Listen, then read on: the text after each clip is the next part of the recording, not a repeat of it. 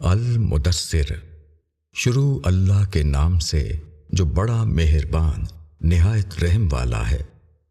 اے کپڑے میں لپٹنے والے، اٹھ اور لوگوں کو ڈرا اور اپنے رب کی بڑائی بیان کر، اور اپنے کپڑے کو پاک رکھ اور گندگی کو چھوڑ دے، اور ایسا نہ کرو کہ احسان کرو اور بہت بدلہ چاہو، اور اپنے رب کے لیے صبر کرو۔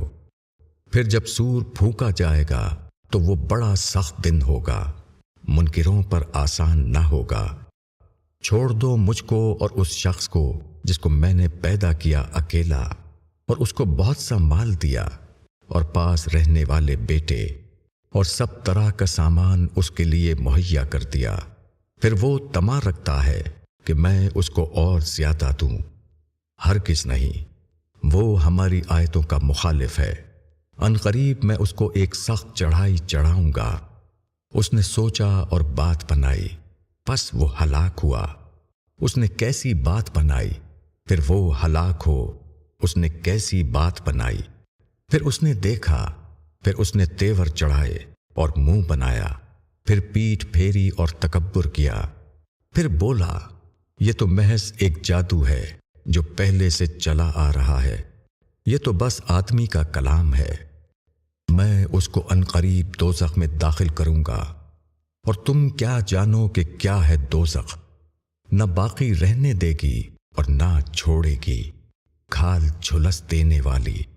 اس پر 19 فرشتے ہیں، اور ہم نے دوزخ کے کارکن صرف فرشتے بنائے ہیں، اور ہم نے ان کی جو گنتی رکھی ہے وہ صرف منکروں کو جانچنے کے لیے، تاکہ یقین حاصل کریں وہ لوگ جن کو کتاب عطا ہوئی، اور ایمان والے اپنے ایمان کو بڑھائیں، اور اہل کتاب اور مومنین شک نہ کریں، اور تاکہ جن لوگوں کے دلوں میں مرض ہے اور منکر لوگ کہیں کہ اس سے اللہ کی کیا مراد ہے۔ اس طرح اللہ گمراہ کرتا ہے جس کو چاہتا ہے، اور ہدایت دیتا ہے جس کو چاہتا ہے، اور تیرے رب کے لشکر کو صرف وہی جانتا ہے، اور یہ تو صرف سمجھانا ہے لوگوں کے واسطے۔ ہرگز نہیں، قسم ہے چاند کی اور رات کی جبکہ وہ جاننے لگے، اور صبح کی جب وہ روشن ہو جائے۔ یقیناً دوزخ بڑی چیزوں میں سے ہے، انسان کے لیے ڈراوا، ان کے لیے جو تم میں سے آگے کی طرف بڑھے یا پیچھے کی طرف ہٹے۔ وہ شخص اپنے اعمال کے بدلے میں رہن ہے، دائیں والوں کے سوا۔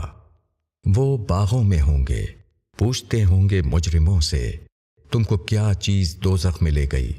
وہ کہیں گے ہم نماز پڑھنے والوں میں سے نہ تھے، اور ہم غریبوں کو کھانا نہیں کھلاتے تھے، اور ہم بحث کرنے والوں کے ساتھ بحث کرتے تھے، اور ہم انصاف کے دن کو جھٹلاتے تھے، یہاں تک کہ وہ یقینی بات ہم پر آ گئی تو ان کو شفاعت کرنے والے کی شفاعت کچھ فائدہ نہ دے گی۔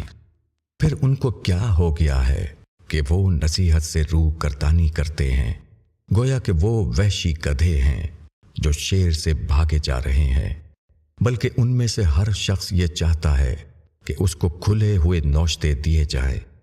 ہرگز نہیں، بلکہ یہ لوگ آخرت سے نہیں ڈرتے۔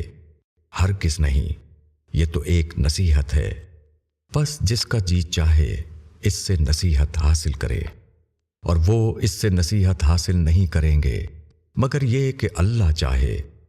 وہی ہے جس سے ڈرنا چاہیے، اور وہی ہے بخشنے کے لائق۔